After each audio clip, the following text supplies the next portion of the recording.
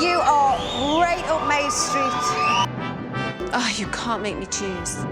Igo by Toyota sponsors T4. Fuck me, Lee Ryan's 13. Marlene. I remember we couldn't remember the word for table. This is Your Welcome America Presents Search for the Next Doll, or otherwise known as Pussycat Dolls present Your Welcome America Presents Search for the Next Pussycat Doll? Is that right? Who cares? All that matters is that's the last time you're ever going to do it because we're on episode 8. It's the final. I am Ben. I am Fraser. Fraser like Razor. You know us from our other podcast. This is a spin-off and we're doing it. We're in episode 8. We're going to work out who the doll is. This is a spin-off and we're doing it. It's true. It really is. I have a little challenge for you. Okay. So can you name all 3 of the finalists in this episode without looking at your computer and looking at your notes? Name all 3 of them. Yes. Chelsea, Yep. Asia, and Melissa. Now, which Melissa is it? That's what I need to know. Oh, that's so... You got a 50-50 chance Melissa here. R. Correct. Yes. You got all of them right. Well done. Thank you. Finally. And at one point in the episode, she's just referred to as Melissa. And I'm like, oh, finally. That's what I want. So, should we dive straight in? well, recap from last week. All I care about is they recorded that commercial for Secret Scent Expressions. Still thinking about that. Still thinking about the scent. What was it called? The clear, invisible... What was it? Like, invisible solids. solids. Still thinking about those beautiful invisible solids. So actually, in this episode, we got a recap of last week, and then we get kind of a little mini rundown of the final 3 before we hit the credits. We do. And I have to admit, when I was making notes in this, I only really realized that was happening by the time it got to Melissa. So my notes are sparse and suddenly very full. Yeah. First up was Asia. Yeah, so Asia, they're the main... They give everyone just like their one plot point for the whole thing. So for Asia, they talk about the fact that she has a daughter. But what I liked is Mark McGrath saying that Asia had a hair flip-flopping, hip-hopping style. Ooh. Sure. And, the whole thing is they're like, okay, she struggled with her vocals, but she's always good at dancing. How's she going to do? That's what they give Asia. Next up, Chelsea. Truly, I didn't even want to word it like this because it's so harsh, but it truly, literally is Chelsea used to be fat is her storyline. And the fact that she can't dance. And then they kind of cap it off by saying, great vocalist. And her dancing has improved a lot. That's what they did for her. I wrote down the exact line that was said about her. She spent her childhood as an outsider filled with fat jokes. Yikes. That is bad. Also, I was never even aware that was her backstory. I don't remember that. I mean, they do talk about it, but it's not. It's really like a footnote. Oh my god. And then finally, we have Melissa R., the naive teen with dynamic moves to match. She left home to compete despite disapproving parents, because her parents want her to go to medical school like them. Absolutely. Can she leave her sheltered past behind? No. Spoiler. Let's get on with it. Early mornings, long rehearsal, and 24-hour commitment. Work it. If you don't dance like this, out of here. Now the competition really begins.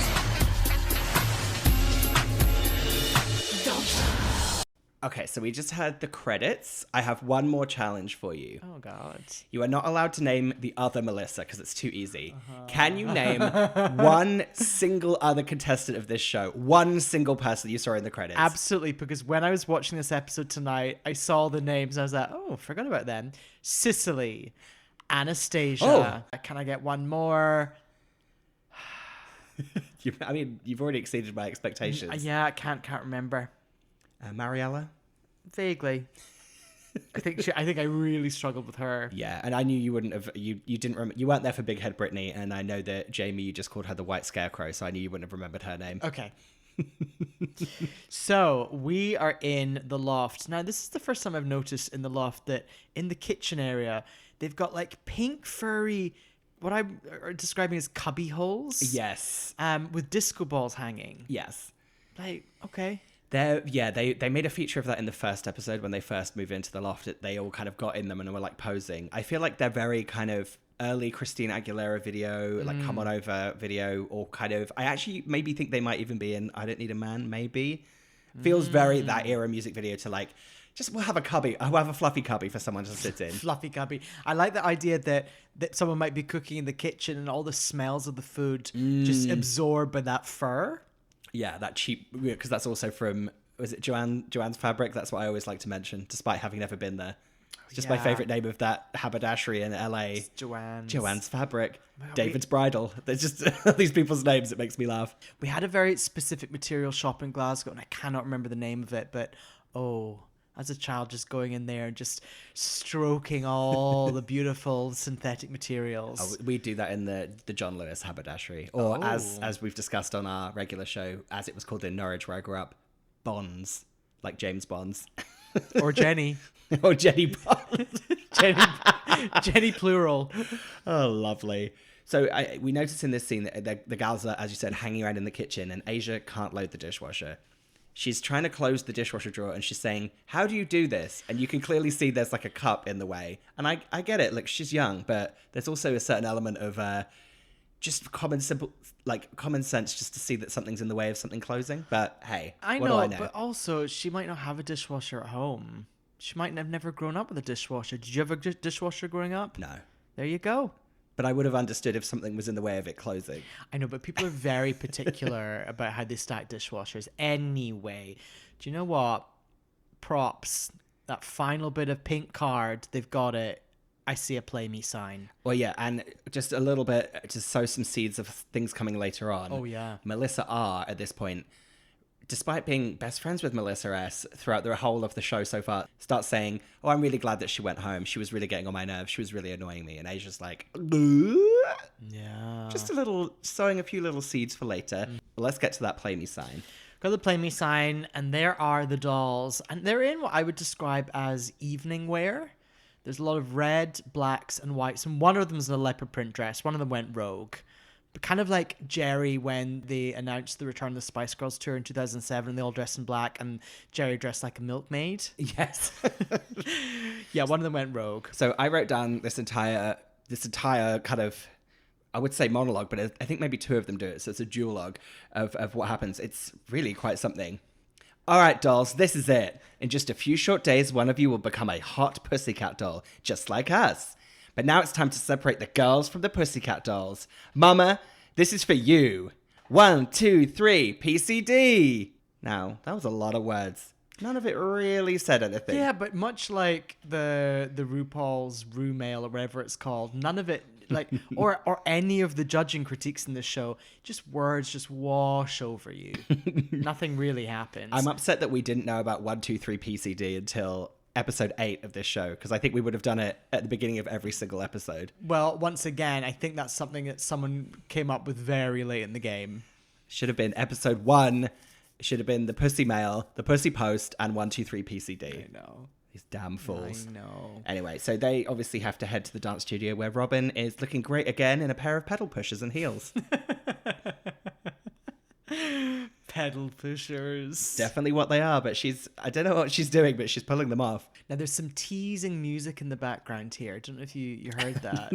It was hard to miss the karaoke backing track. Da, da, da, da, da, da. That's just going on in the background. And Robin announces to the gals that they're going to be performing Lady Marmalade as a group. And you know why?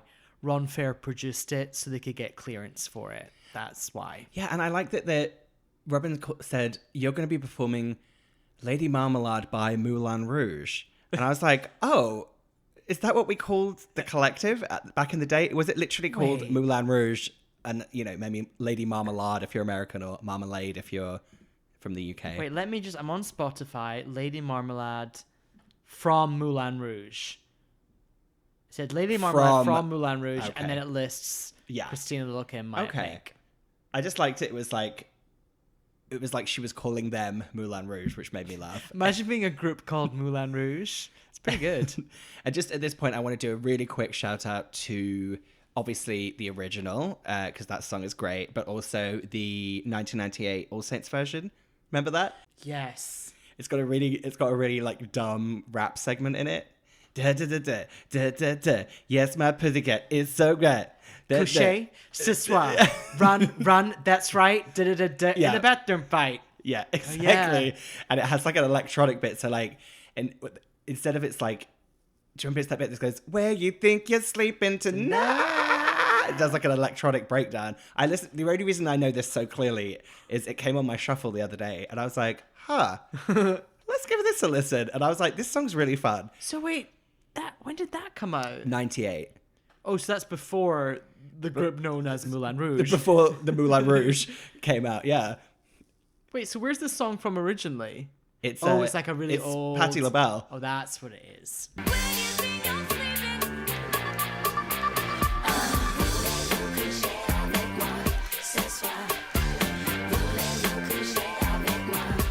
Little did you know, listeners, we paused to listen to the 98 version of Lady Marmalade, as we would call it in the UK. Very good. Everyone, take a listen. So that's going to be the group number, as you said, produced by Ron Fair. So Asia's already like, but we're also going to be doing some solo numbers.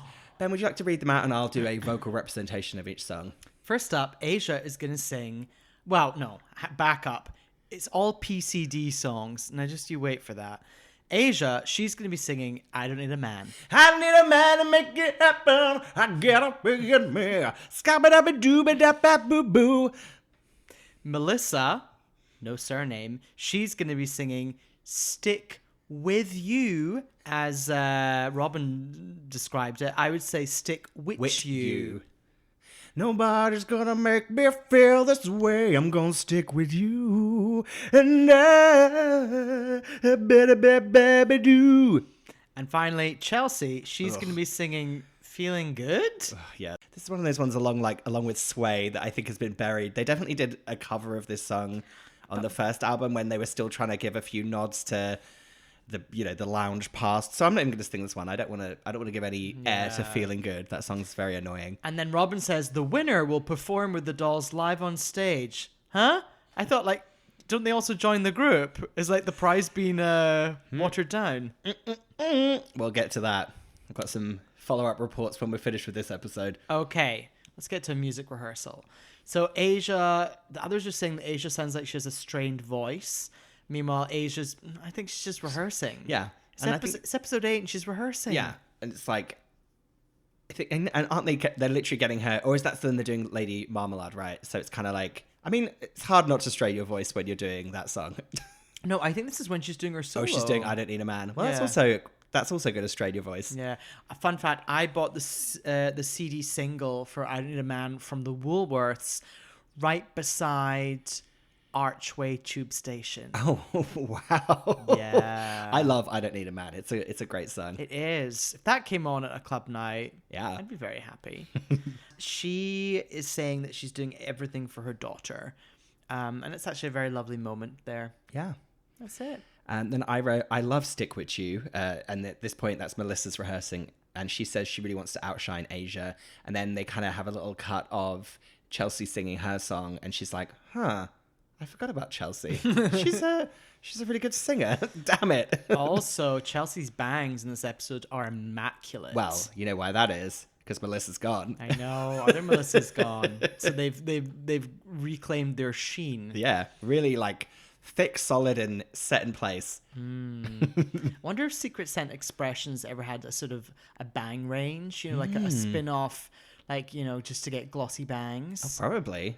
Oh my God, that's such a specific product, a product just for bangs.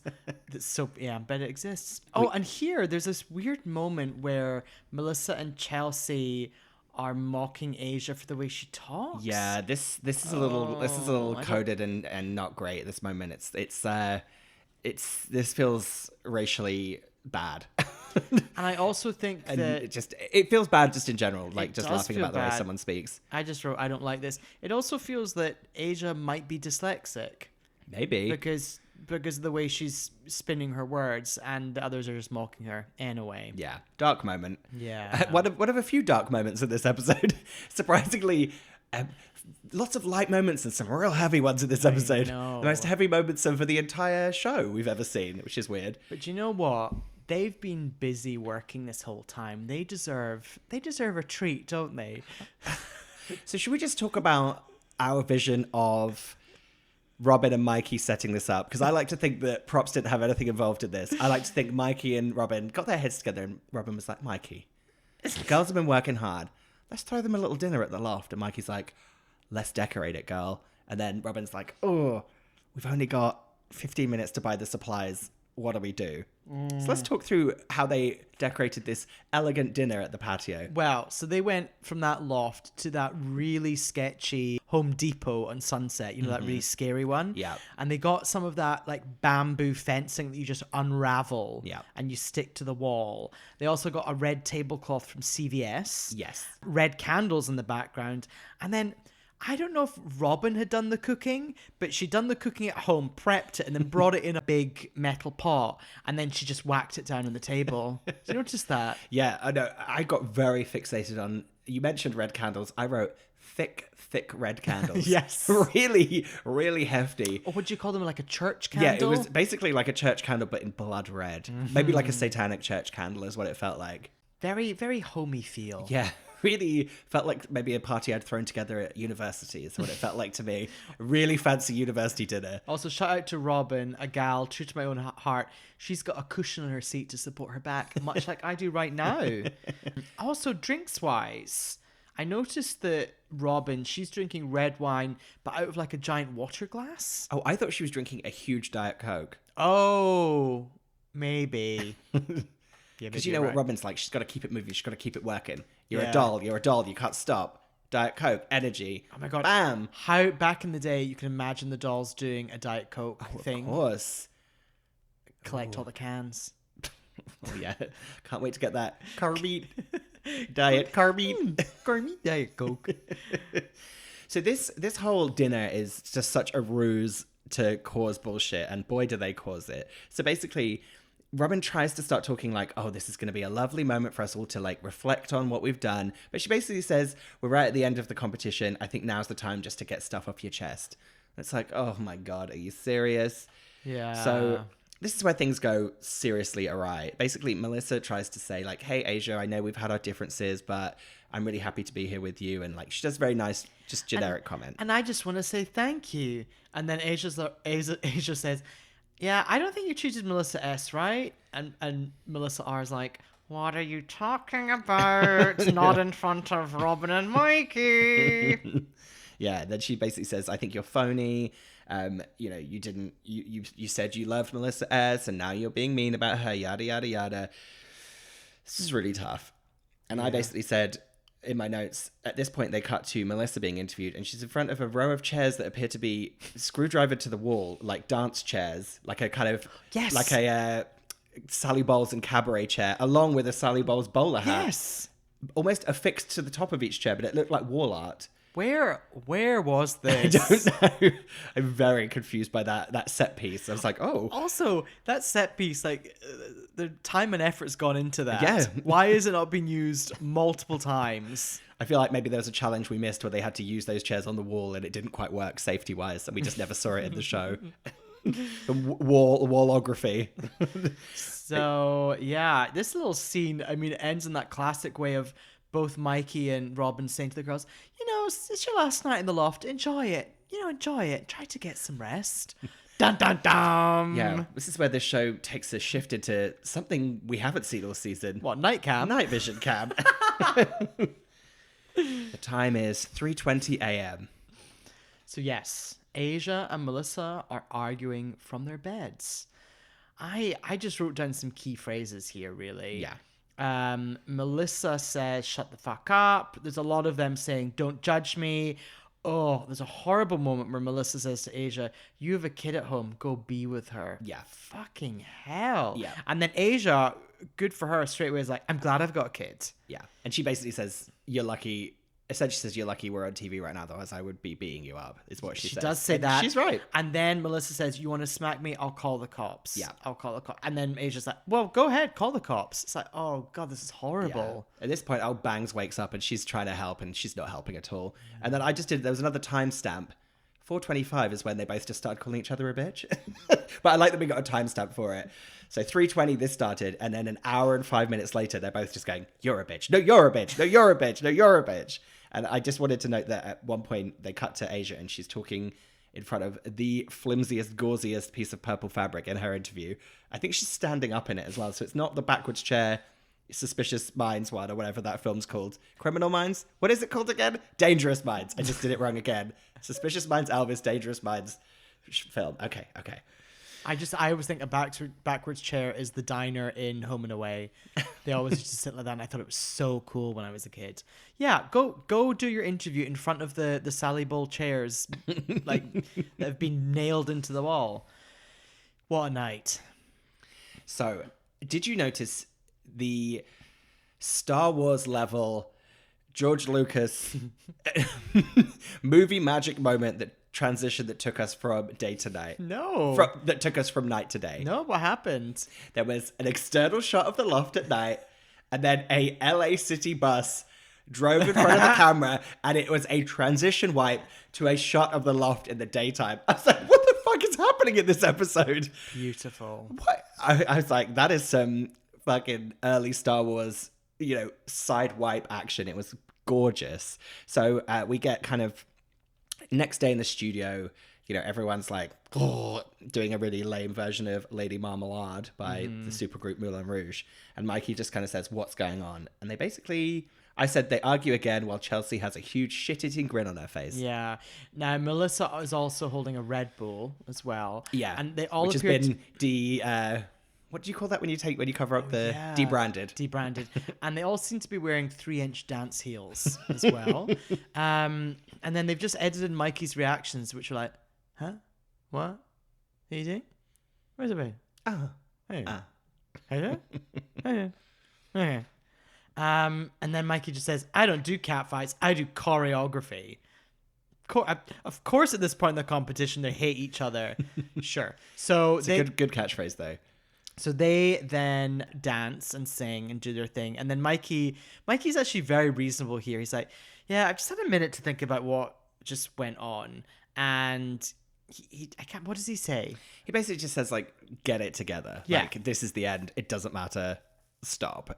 Exactly. He's saying he basically says it's affecting the way you're performing because you're arguing with each other. And then they have an incredibly awkward, stiff, one-armed hug to say sorry. And Asia basically goes, I'm sorry, but I'm not actually that sorry, but I'm kind of sorry, but let's just move on because we need to for the show, is essentially what she says, which I loved.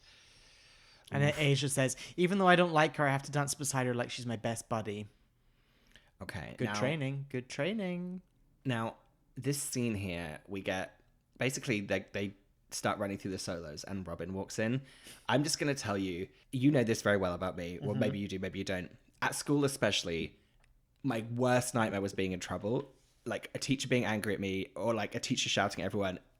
It's like the biggest anxiety like trigger point for me. I get like I get like a watery stomach feeling like I'm gonna shit myself. I want to like just vanish into air. As soon as Robin walked into the rehearsal studio, I started getting that feeling again. I was like, oh God. No. I was like, oh no. I was like, oh no, the teacher's really angry. I can't. Oh my God, we're gonna get into trouble. And that's basically what happens. Question for you. What was the worst time you got into trouble at school? Honestly, I think I actually can't remember because the level of my anxiety is so disproportionate to what happened. I think the worst thing that ever happened to me was like a teacher being like, oh, stop talking. And I like, in my head, that was cataclysmic, like the end of life. I never got into trouble at school. So the tiniest things I still kind of like think about. Yeah, I also hated getting into trouble. Yeah. Like it really, really scared me. Yeah, what is that? It scared me more than anything. Like we had this French teacher and she used to like, what was her name? Madame. Her name couldn't have been more perfect for a scary teacher that looked like a witch. Okay. Sowerby. Sowerby. Mrs. Madame Sowerby. Madame Sowerby. That's good. She honestly looked like a witch and she would like scream in people's faces. Like I remember like spittle flying from her mouth as she was like screaming right directly into like a student's face. She was really white and thin. I had a teacher who would throw a giant dictionary like down on the desk. So we'd all be like pissing around and then she'd just grab it, throw it in the desk. She'd be like, 4th year! Although, do you want to know the worst time I ever got into trouble? Go on. It's not at school and there's someone to blame. And that person is podcast nemesis Michael.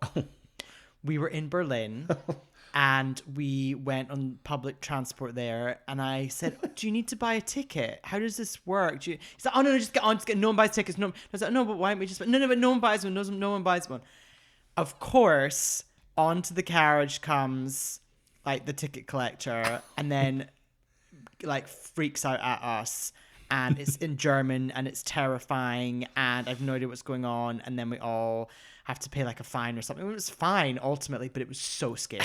Because I was just like, I would rather pay the money so I never have to go through that situation. So yeah. Oh, well, this is where we're at because Chelsea is holding a piece of paper with the lyrics to Feeling Good on it. And Robin says, you can't be reading that, and rips it up and throws it in the air. And I was like, oh God, I can't take it. Meanwhile, as Melissa performs, Robin's just shaking her head. And she said it sounds flat.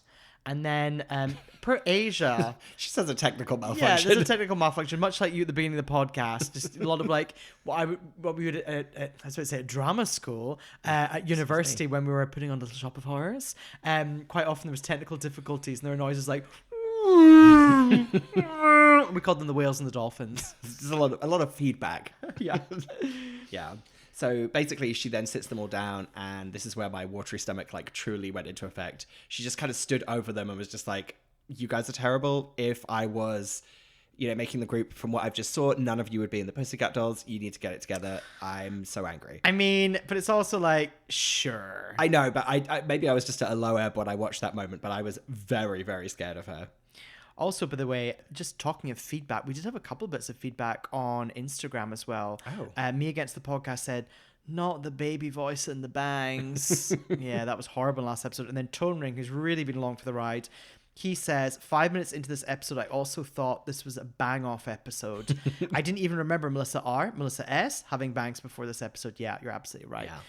Anyway, yeah. So then we get a gorgeous shot of them trying to kind of get it together, and it's all three of them in different places in the loft with like headphones in and iPod Nanos or whatever, or maybe it's like no, this is way before iPod Nanos, wasn't it? This was like, what was the colored one? Like the ones that were all different colors. That was the first one I had. Yeah, whatever that iPod Mini. Something Is that like what it was that. called? Yeah, whatever like a pink. They've all got those kind of style ones, but the generic ones you'd get from like Target, like MP3 player. And Chelsea's out on the patio, which I think still is decorated from the dinner. The pot's still there, probably. Yeah. Asia's on the bed, and Melissa's like down by a mirror, just being like, "Stick with you." No one appreciate me, my baby. Whatever it is. Okay, by the way, Melissa, she's giving me facially, visually, she's a bit Vanessa Hudgens. Yeah, she's Nicole Scherzinger, Vanessa Hudgens. Remember? Oh, is that what we said? Yeah, Nicole Hudgens. Because later in the episode, I was like, she also looks like Nicole. Yeah. So okay, Vanessa Scherzinger. Great. Also, at this point as well, I noticed that she's wearing a glittery knitted poly blend. One of those kind of really scratchy, glittery things.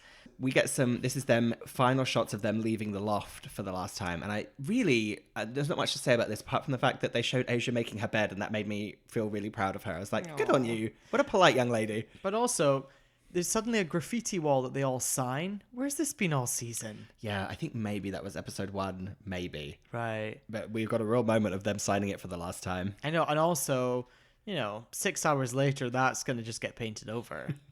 Oh yeah, this loft is done. I think Mikey is literally waiting outside to move in. Mikey's with the locksmith, waiting to get the locks changed. Speaking of, he didn't pick up on our messages online. I know. Yeah. That's fine. Well, should we get to performance day? They're rehearsing backstage.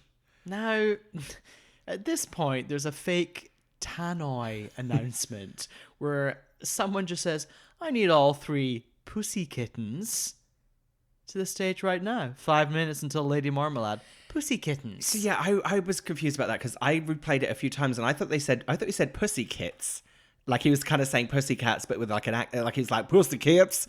I honestly couldn't make it out. I played it twice. I'm pretty sure Pussy Kittens. Once again, because they're not a full-grown Yeah. pussycat yet. Once again, a format phrase that could have been used earlier. Then we get just before we head out to the stage, we get a lovely close-up of someone's hand, their fingers drumming against the wall in a really cheap pink rhinestoned glove. Yeah. Which I loved. Well, we'll get to their looks. Yes. Well, first of all, we're gonna see our host Mark McGrath, and I said he's swimming in an early 2000s suit, drowning in it almost.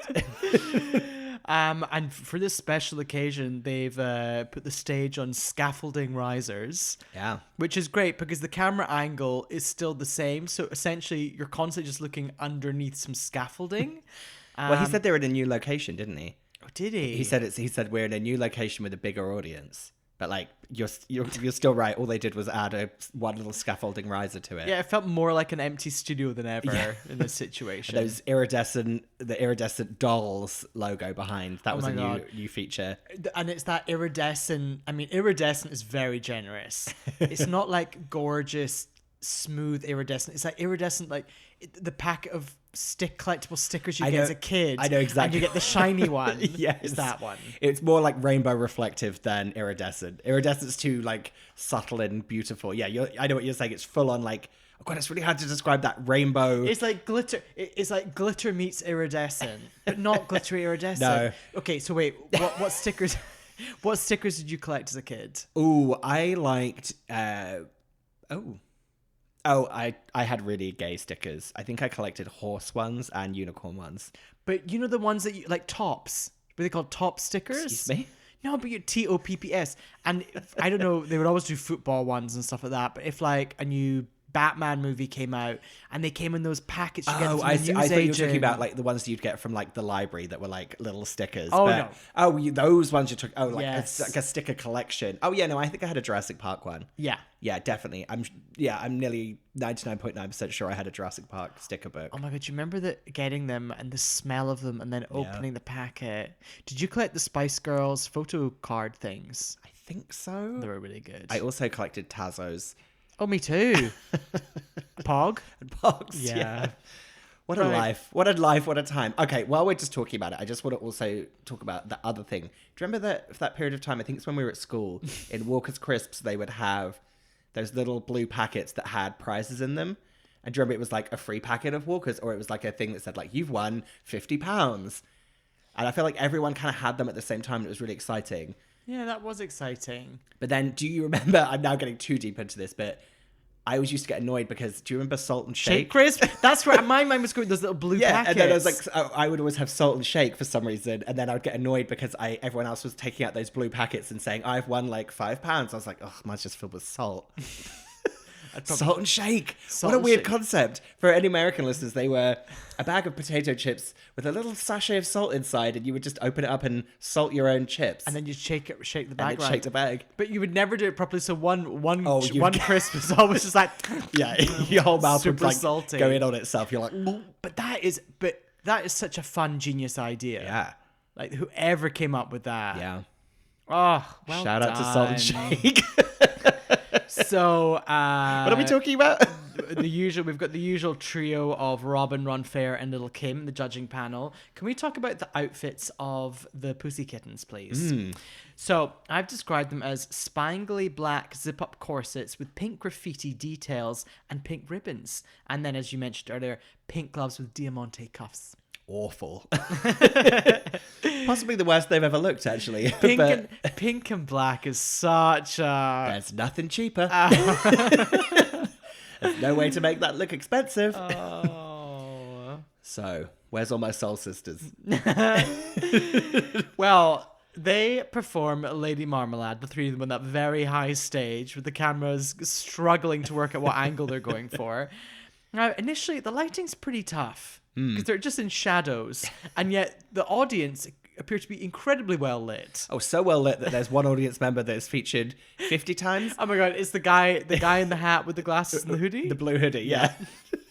very prominently placed to the point where I was like, what is happening here? Is this like an Easter egg we should know about? Is it like Ron Fair Jr.? That's what I thought. I thought it just was Ron Fair and he like slipped into the crowd. So just describe his look. That audience member is wearing a white beanie, black shades, and a baby blue like a baby blue tracksuit. Yes, but everything you just described is not a cool version of it. No. I guess it was in 2008, but not right now. Yeah. So there's not too much to really say about this. I just said Melissa R literally looks like Nicole in this outfit. Completely. Like, they've styled her completely the same as Nicole. And it's pretty obvious that Chelsea was going to do Xtina's bit, obviously. Yeah. Choreo was very paint by numbers. I'm going to do some classic Lady Marmalade choreo right now. I want you to describe it to the listeners. It's a real kind of cabaret twisted hand click is how I describe that. It's clicking your fingers but doing a whole 360 motion beforehand. Yeah, it was very standard. It felt like they just copied the video and the vocals, and it was fine. I thought Asia actually hit some of the big notes much better than I was expecting her to. She was a little sheepy in her other notes, like at the beginning. I met Marmalade down my old Moulin Rouge. She was giving her sheepy goat performance, but I thought she hit the big notes quite well. But I just wish it had ended with Little Kim getting up at the end and doing the rap. I wrote, wish Kim had properly joined in. Yeah. I mean, you know that had been pitched to her. And she said, fuck no. And then, so then instead, Robin just says to the judging panel, oh, why don't you, do your little bit? And she gets up and does like a wiggle. I also want to give a shout out to the end of the song where the Pussy Kittens, as they're now known, they go, yes! Lovely. Horrible. Should we just get into the solos? Yeah. I just want to note, there's a really great shot before they go into the solos of close up on Ron Fair's dressing room and his sign on his dressing room door. Zoom out and Asia's just staring at it. Standing still in the corridor, just staring at Ron Fair's door like she's going to go in and murder him. It really made me laugh. And then I just wrote, then there was like an audience shot just before the solo started, and I just wrote, this audience, rag tag. This was some shipped off of Hollywood Boulevard fucking 50 people, the raggiest, taggiest crew. No one was dressed up. They clearly should have been given a brief like, you're on a night out. Yeah. I mean, it was 2008, but I was seeing, vest tops. I was seeing, it was bad. It was not glamorous. Do you know, fun fact, in Glasgow, a friend of a friend ran a TV audience company called Bums on Seats. It's a really good. Great name. And they used to quite literally go around in a van and just take people off the street. Be like, do you want to come see a show? Right, get in. Drive around Glasgow. Yeah, they just have like a minivan and then they would drive to the studio. Well, that feels really like abductee. Really strange. I know. Glasgow. So, Chelsea singing Feeling Good. She's wearing a white flapper dress. Yeah. She's got hair to match. What? I got really excited because she's wearing fringe, which is the UK word for bangs. Oh, she's doing it. She's doing head to toe fringe bangs. The fringe and the bangs, like it was all very straight. Yeah, with a wind machine as well. I think she got a wind machine, which was nice. She's wearing black boots, and unfortunately, the whole stage is kind of black. So the boots are also, she's kind of just like floating around with like peg legs. Well, it's kind of a good thing because they like doing in this show. Let's give them a boot that really cuts them off and makes them look the stumpiest dumpiest they possibly could. Did you ever watch MTV's The City? Yes, because of course. Do you not think she looks exactly like Erin from She season looks 1? exactly like Erin from The City. You're so right. Yeah. Hit the nail on the head. Long lost character. Also, fun fact, The City, who sang the theme song? The Pussycat Goddamn Dolls. All comes together. Wait, what was that song? I got the bright lights like a bed, down the top of the world, around the top of the world. Hey! So she sings this whole song through her teeth. She's like, I'm not feeling good, but scabba-doo-boo. I hate feeling good because it reminds me of X Factor.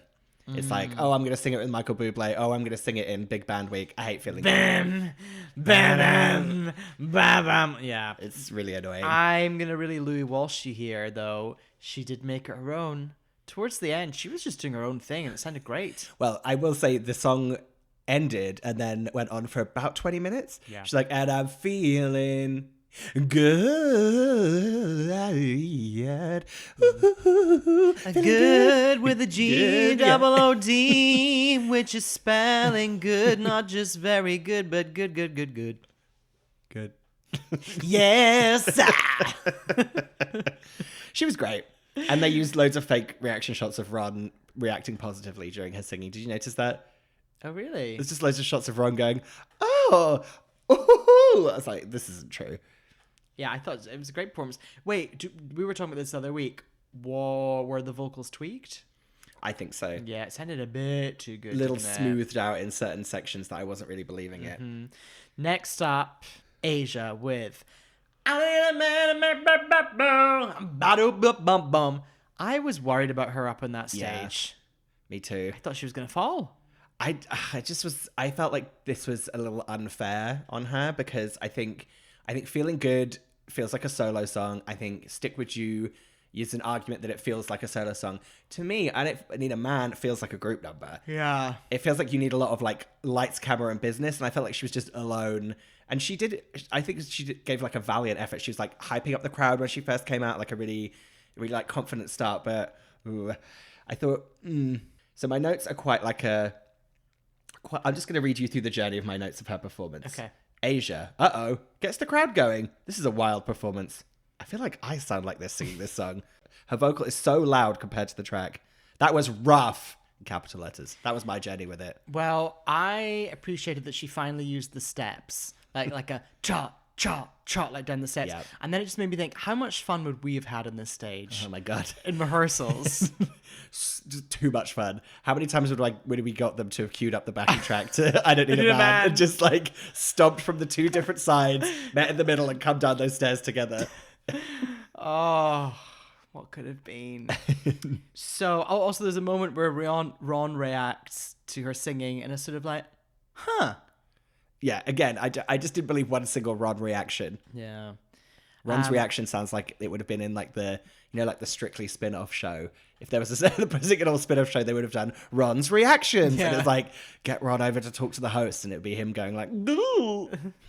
Yeah, you'd be like, they would ask him questions and put in like a funny reaction. Yeah, completely. So, Asia's outfit, a black fringed outfit with bows in the straps. I just want to say, black outfits keep getting lost. Should have been gold like Yeah. Robin or Lil' Kim, or it could have been silver or pink. Completely. Black gets lost. Yeah. Right. Shall I stick with you? Of course. Melissa. She starts off by sitting on the steps. Lovely bit of sit-down choreo. Oh, those steps are either for strutting or sitting or falling. But I felt she had a lovely one leg tucked up and one leg fully long and extended out. It was great sitting down choreo. Felt really classy. And also wardrobe took my note by this point because she's wearing gold. Yeah. Shows up. I don't know about you, but I felt like, despite knowing the results of this show, I was like, she looks like a winner.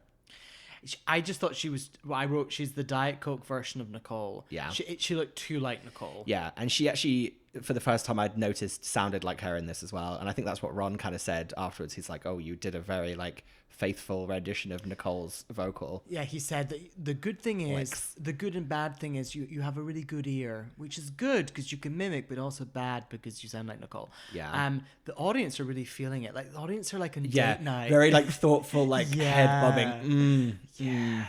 Put my arm around my girl. I will stick with you. Yeah, forever. I'm gonna stick with you. So the gals go backstage into that dressing room that's got one of those tiny like boxy TVs on a, like up in the corner of the ceiling.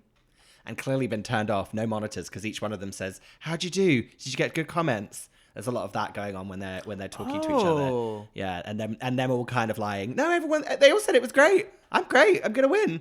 They all kind of say that to each other, which made me laugh. So the judges deliberate. I mean, the judges' deliberation is all just BS. Oh yeah, I didn't even write it. Okay, I wrote fine, not great. a note of it down. I mean, yeah, there was one really creepy part where Ron speaking Melissa saying that she's got the beauty, the sexuality, the youth, the vitality, the singing and dancing ability. Yeah, I didn't like that. That was a bad Ron reaction for me. Yeah. So, should we get to the big reveal? The winner. Now, at this point, Robin's mic seems to suddenly get very loud and echoey. And she shouts this. This is an absolute dream come true and also one of the hardest moments of my entire life. So maybe they are in a bigger studio What today. happened? Yeah, so she announces basically Chelsea is not going to be the next doll. So Chelsea kind of just goes, yeah. She's like, of course I'm not, and steps aside, which is nice. And then we get the final moment. And I have to say to you, I knew Asia won, but I was convinced that Melissa won. And I was like, maybe I just remembered the whole thing wrong. Yeah, I don't think I even watched this show and I knew that Asia won. So, and indeed, congratulations, Asia. She wins. She's the next Pussycat doll. And this is celebrated by Mark saying, give me that boa. And I was like, oh. But I thought the boa means you're in the Pussycat Dolls. And he's like, you don't need this anymore. You need this. And hands her a mic. And then the funniest part is that she doesn't need the mic. Oh, you're right. The performance. Because there's not one single note from her. I'd not even...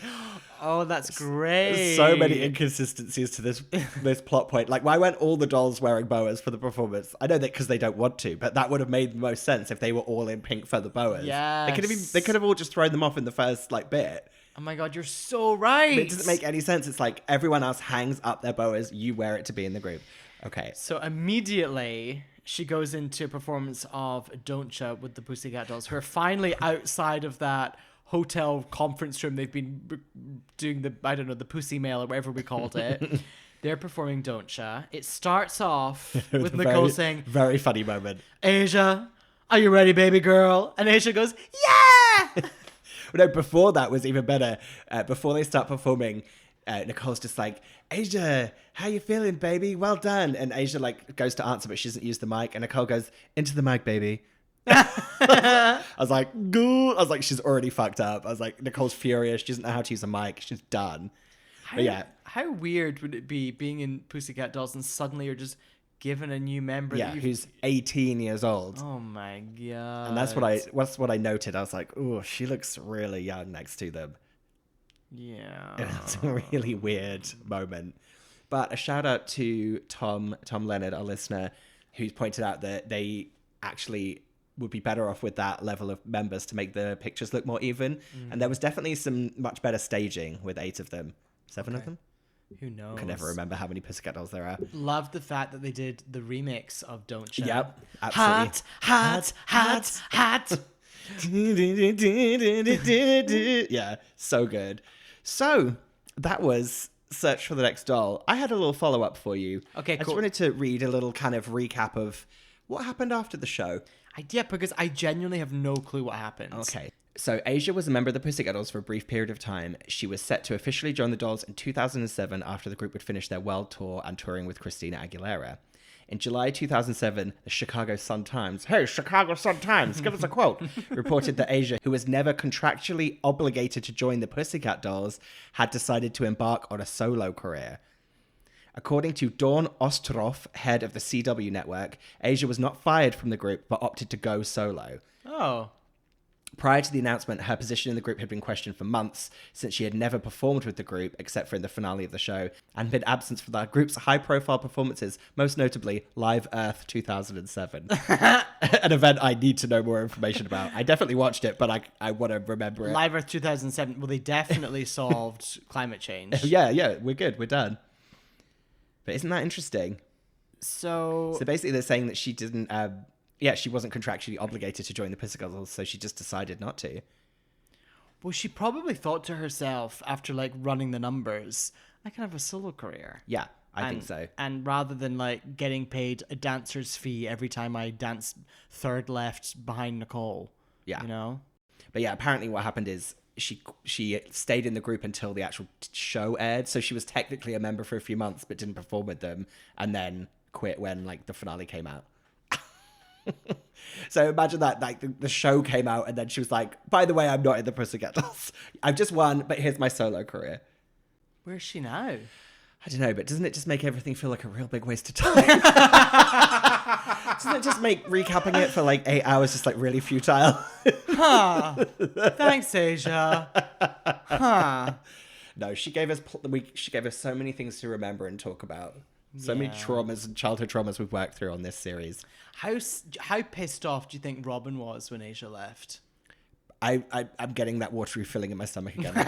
Telling the teacher, her like composing that, I don't know, facts. Well, no, I can imagine Asia's got the contract in front of her, and then Asia's like, do you know what, Robin, actually, I'm not going to sign. And then Robin snatches it and rips it up and throws it in her face, and then trots in her pedal pushers just away. Yeah, and it was like a Little Mermaid contract. She was signing it with a fishbone. Yes, exactly. Sing. Meh, meh, meh, meh, meh, meh. So that was the show. I was about to say the name of it, but still don't know what the name of this show is. I mean, it happened. So, tune in for our next You're Welcome America presents Girlicious. Pussycat Dolls presents Girlicious. No, I just don't I'm know. absolutely joking. I think that could be tackled in my own personal time. You're just watching it. We will be doing some more You're Welcome America Presents, maybe some one-off specials over the coming months. Maybe we could do like a fun one for like a Thanksgiving or a festive one. The things I'm suggesting aren't actually very holiday related, but like a nice treat. Yeah. You know what I mean? Yeah. But thank you so much for listening. As ever, do listen to our regular podcast, You're Welcome America. It is on every other week. And we're currently recapping the 3rd season of Drag Race UK. You can find that by Googling in your pod shops, Drag Race Recap. That's it. You're welcome. Bye. Thanks, Asia. For fuck's sake. You are right up my street. Oh, you can't make me choose. Igo by Toyota sponsors T4. Fuck me, Lee Ryan's 13. I remember we couldn't remember the word for table.